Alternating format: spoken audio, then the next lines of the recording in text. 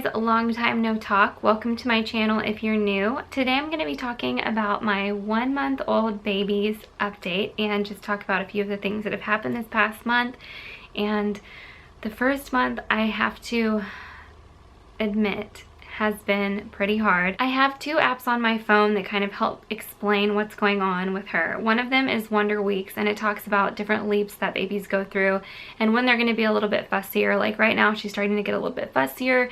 She needs to be held by me or Nick, and in order to stop crying sometimes, like her chairs don't soothe her as much anymore at this point, like as they did in the very beginning. And it just helps you understand what they're going through and why they're getting fussier, and then you don't feel like you're failing as a parent. And I also have the What to Expect Week by Week app for newborns, and I really like both of those apps. Sometimes it's funny, I'll be thinking about a certain topic in my head, and then I'll go into my What to Expect app and they'll have an article on that exact thing that I was thinking about. So I think those 2 apps are really important to have. I am going to be doing a newborn must-have video, but I'm going to be talking about some of the things that have been like detrimental. For one, I thought we were going to be using Pampers Swaddlers and Pampers wipes forever, and we started her out on Pampers Swaddlers, then I switched over to Pampers Swaddlers Sensitive. I started out on water wipes, and then I switched to Pampers Sensitive wipes, and I'm not using any of that anymore because I started doing the Honest bundle, and once a month they send you diapers and wipes. And I'm on our first box, so I can't say if it was enough or too many or anything like that yet. I don't know. I'll be able to tell you guys that in my next video. But I really like the Honest diapers. She hasn't had her diaper rash. She was having a diaper rash when she was in the Pampers, even the Pampers Sensitive. She had a diaper rash. That's gone now, and when I had switched her over to the Honest diapers and the Honest wipes, her diaper rash started to go down on its own a little bit. But what I have been using is triple paste. I was using the Boudreaux's butt paste and it wasn't working for her diaper rash, but triple paste is actually, a lot of people consider it the #1 diaper rash cream on the market, and I have to agree with them. It's been working perfectly. Her diaper rash is completely gone. So I still apply it every once in a while just to keep it from coming back, but try that if you haven't already. In the very beginning, I had the Pampers Swaddlers diapers, and I had also bought a few packs of newborn sized Honest diapers, and she was having all of these blowouts. In all of my newborn sized diapers, she was having tons and tons of blowouts. Once I switched up to size 1, the blowouts completely stopped happening, especially when I switched to the Honest size 1. I am telling you guys, I've maybe had 1 blowout since I switched up a size. She's 9 pounds 5 ounces right now, which is insane. She's so big. But since I switched up, we've been totally free of blowouts, and it's amazing because I've been going through a lot less laundry these days. I really love the Honest Company wipes because they're a lot thicker and softer than the water wipes and the Pampers wipes. The Pampers and water wipes were both way too wet for me, and the Honest wipes I just think are a lot nicer. SKYLA is harder to soothe the older she gets. This week is the hardest it's been as far as her crying. She just cries more as the weeks progress, and I think that has to do with the fact that she's about to go through a leap in a couple days. And like a leap is like a mental leap. Like they go through changes and growth spurts and mental spurts, and that's what they consider a leap in the Wonder Weeks app, and that's about to happen for SKYLA. I have so many different swings and bouncers and seats. Like I have a swing, I have a bouncer, I have the Mamaroo, which does all sorts of different things, and I have a baby lounger, and I'm waiting on the Rock and Play to come in the mail. Different things soothe her at different times, so I have to admit that I'm glad that I have a bunch of different things to choose from, and I like that I can move the bouncer from room to room. So if I'm showering, I can have the bouncer in the bathroom with me, and then if Nick is going to be up in his office upstairs and he wants to watch her, he can just take the bouncer up into his office because it's light and it's easy to move. So I really recommend at least having that because you can move it throughout the house and it's like a nice seat for them. And we love the lounger to have her in, like if we're on a Sunday morning laying in bed watching TV and we want to put her on the boppy lounger, I love having that. So It's definitely easier when the more gadgets that you have to try and soothe them. But there are times when she can't even be soothed by those. I have to either hold her or wear her. And I have 2 different types of wraps. I have the baby Catan wrap, and then I have the Sakura. I don't know if I'm saying that right. It's SAKARA. I don't know if I'm saying that right, but it's a Sakura Bloom, and it's one of the sling wraps, and I have that one as well. It's just, you never know what they're gonna need. Sometimes she needs to go out on a walk. Sometimes being outside in the warmth, that will actually calm her down faster than almost anything, because we keep it fairly cool in here. During the day I keep it around 74, and at night I keep it around 70. And so sometimes it soothes her to just take a walk outside, for her to be out in the, you know, open air and have the little bit of warmth, because we are in Texas. And so sometimes it just, you start to learn what they need at different times. Also, there's like a colic baby hold, the football hold, where you lay them across your arm, like with one leg on each side, and their chest against your arm like this, and you support their head and you kind of bounce, and that helps her sometimes as well. So you just have to learn what they want. We do have the owlet. It does help me sleep because it'll monitor her oxygen level and her heart rate. So if she starts, if she can't breathe for any reason, it'll alert us. And I love having that. We do swaddle her. A lot of people don't swaddle. I'm not sure what they use, the people who don't swaddle. I guess they just put them in a sleeper and put them in the bassinet like that. But they swaddled her in the hospital, and I don't use loose swaddles. All the swaddles I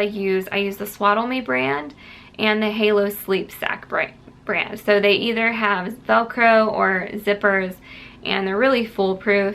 I really like using those. It helps her calm down. Sometimes them being binded just reminds them of being in the womb, and it just really helps them chill out. But I know there's a lot of people who choose not to swaddle, which is totally fine too, whatever is easiest. I am totally all about whatever makes them sleep, do it, unless it's dangerous. But she is in the Halo Swivel Bassinet, and I love it because it has a vibration option, it has a sound option, it has lights on it that you can press, and it kind of lights up the inside of the bassinet so you can look at them easier.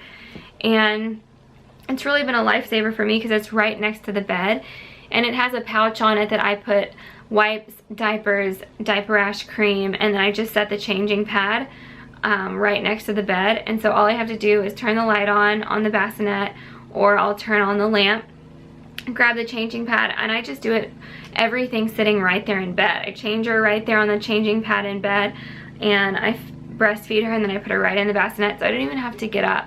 And I just move the diaper, which one do I have?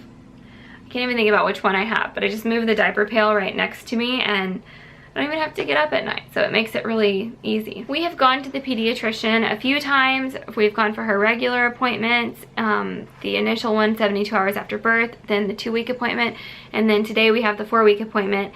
But I also took her in because she was projectile vomiting, and the doctor said anytime they're projectiling to bring them in just to be monitored, just in case. And it ended up being that she has reflux, and I'm exclusively breastfeeding, so it's not from formula or anything like that, or, you know, from bottles getting the air trapped in. She's exclusively breastfeeding and still projectile spitting up, and it's reflux. We thought that it could possibly be pyloric stenosis, but it wasn't, because she's not puking up green, and it's not like going across the room. It's just a short distance. But that was something that was of concern for a while for the pediatrician, but I'm glad it's not. But with reflux, I just have to make sure I burp her a lot. I keep her upright after feedings. That does make it hard in the middle of the night to not be able to feed her and then just put her down. I was putting the wedge, the doctor said to do a wedge in the bassinet, but I took it out because it was making her roll, and I woke up, I had the wedge in the bassinet, and I woke up and she had rolled in the bassinet, and it freaked me out, and I've never put it back in there. So I just stay awake with her for a little while to make sure she's burped and spit up everything she needs to spit up before I put her in the bassinet. She's really strong. She can lift her head really well. She's even getting to the point where she can hold her head steady, and it's insane. And she can roll over to her side. When I put her in the bassinet on her back, sometimes she rolls on her own over to her side. And the pediatrician said as long as she's the one rolling herself to her side, then it's okay, but you never want to be the one to put them in the bassinet on their side, because that's dangerous. And you have to stop swaddling once they can roll to their stomach. So she can't roll to her stomach yet, but she can definitely roll to her side. We are doing tummy time with her, and she's a champ. She's really strong. It's amazing. She smiles, and I know that the smiles are involuntary. She doesn't mean, or I don't know, but a lot of people say that when they smile, it's just they're learning their reflexes and things like that, but that's not a real smile. Like, there's nothing behind the smile. It just looks like she's smiling, but every time she smiles, even if she doesn't know that she's doing it, it melts my heart. If you guys followed my pregnancy journey, you know that I bought a wipe warmer, and I decided against using it because, like, if we're not at home and I never started using it to begin with, but I was thinking, if we're not at home and I don't have the wipe warmer, is she gonna freak out every time I change her because she doesn't have a warm wipe? So we don't use it, and it's just kind of sitting in my room. Let me know y'all's thoughts. Do you use your wipe warmer? Does it freak them out when they're not at home and they don't have the wipe warmer? Let me know. Her umbilical cord fell off at 1 week exactly. The pediatrician had advised me to give her a daily dose of vitamin D, and I give it to her in the form of, I think it's called D-Visol. I got it at Babies R Us, and it's just a syringe that you put in the side of their cheek, and you slowly kind of inject it, I guess, into their mouth. It's not a needle, it's just in a loose syringe without a needle. I don't know what you call it, a plunger, I guess. And you just let it drip into their mouth, and she kind of likes it, I think. It's sweet tasting, and it doesn't bother her. She doesn't ever cry when I give it to her, so I'm really happy about that, because I was worried at first. Her hair is still brunette, and in the sun you can see like golden strands in it. It's not black. It looks black in pictures, but it's actually brunette, and her eyes are still blue, but the doctor said that those things can change up to even 2 years of age. She had congestion in the beginning because she inhaled the amniotic fluid, and we dealt with congestion for the first few weeks, and she's getting a lot better with that. But when she has like snot in her nose, I use the Nose Frida, and I love the Nose Frida. I love it so much more than the bulbs. I feel like it's a lot more accurate. She got a pacifier on day 2, and for her it didn't cause any nipple confusion. I've still been able to nurse really well, and her favorite pacifiers are the Wubbin Up pacifiers, the one that have a little animal at the bottom of them. And I think the reason is because when she's laying down and I set the Wubbin Up on her chest, it helps keep the pacifier in place, and so she won't accidentally spit it out as easy as the other pacifiers. So I think she's gonna have to get a little bit stronger before I can give her like a loose pacifier. But right now she has 3 Wubbin Ups, and she loves them. This is her zebra Wubbin Up. This is what it looks like. She doesn't have any baby acne or any skin problems, and I hope that that keeps up because it's amazing. She just has the most beautiful olive toned skin that she definitely got from Nick. I have sensitive skin, but she does not.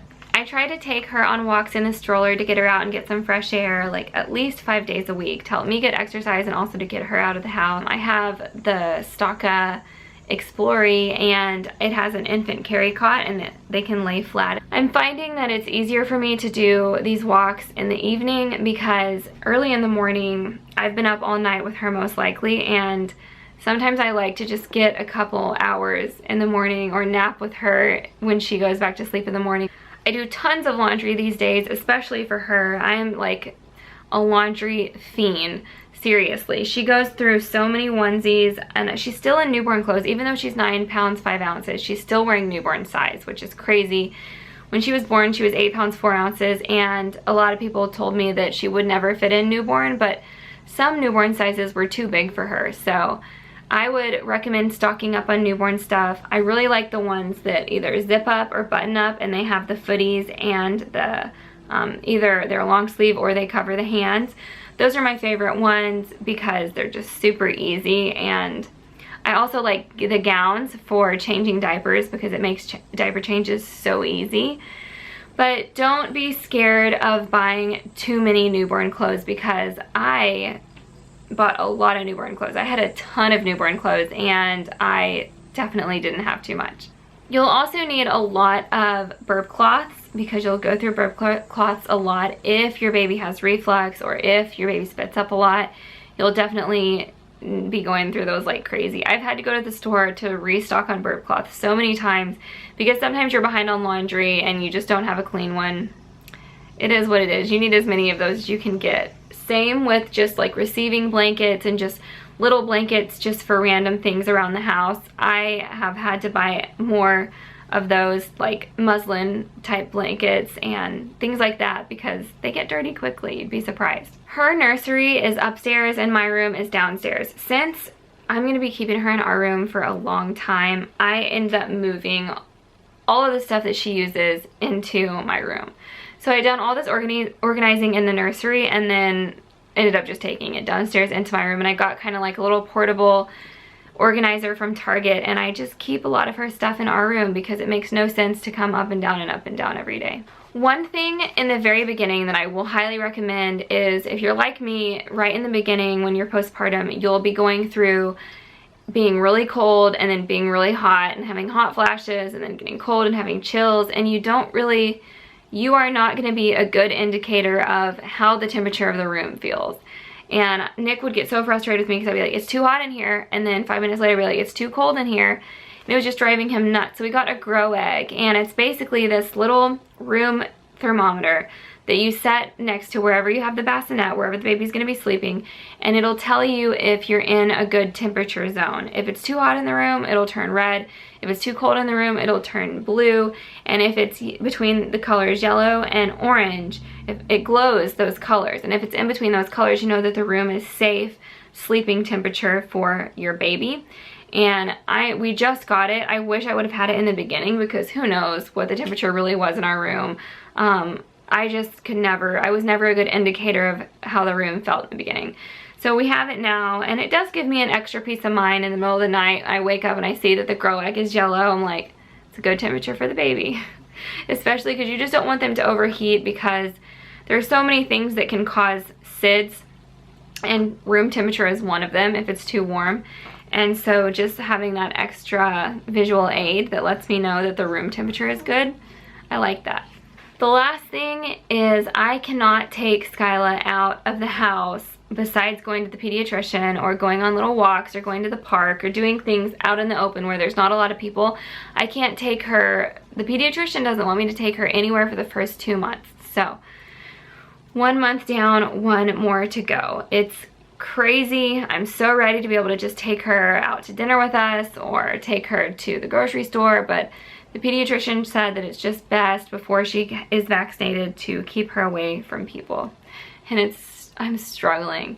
And I think that that's probably another reason why people get postpartum anxiety or postpartum depression or the baby blues, is because you're locked in your house. And I do have Nick sometimes. He'll watch her so I can go and run an errand or get my nails done or do something, which is like amazing. But I wish I could, when he's at work, if I needed to go run to the P.O. box or run to Target, I can't wait until I can just take her with me. Even though I will tell you, it is so stressful, or at least in the very beginning, it is stressful getting her fully ready to go, timing it just right where you feed her right before you leave, getting her burped, getting her changed, and just trying to maneuver taking her to the pediatrician by myself can be so stressful. That is my 1 month update for SKYLA, and I'm gonna show her to you. The reason I wasn't holding her throughout the whole thing is because, like I said, it's getting harder and harder to soothe her, and whenever she's sleeping, I just do not want to wake her up at this point. Here is my little 1 month old baby. Oh.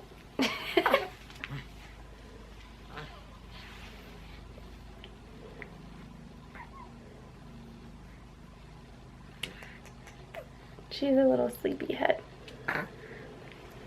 Say hi, SKYLA. Say hi. I need to clean off her face.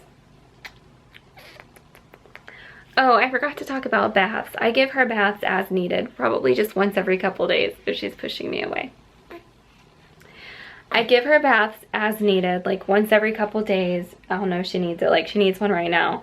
And I use the 4Moms infant tub, and I am absolutely obsessed. I love the 4Moms infant tub. I highly recommend it. It'll definitely be on my newborn must-have list. Thank you guys so much for watching this update. Please subscribe to my channel if you haven't already, and give this video a thumbs up. And I will see you guys next time. Bye. Bye, SKYLA. Bye. Bye.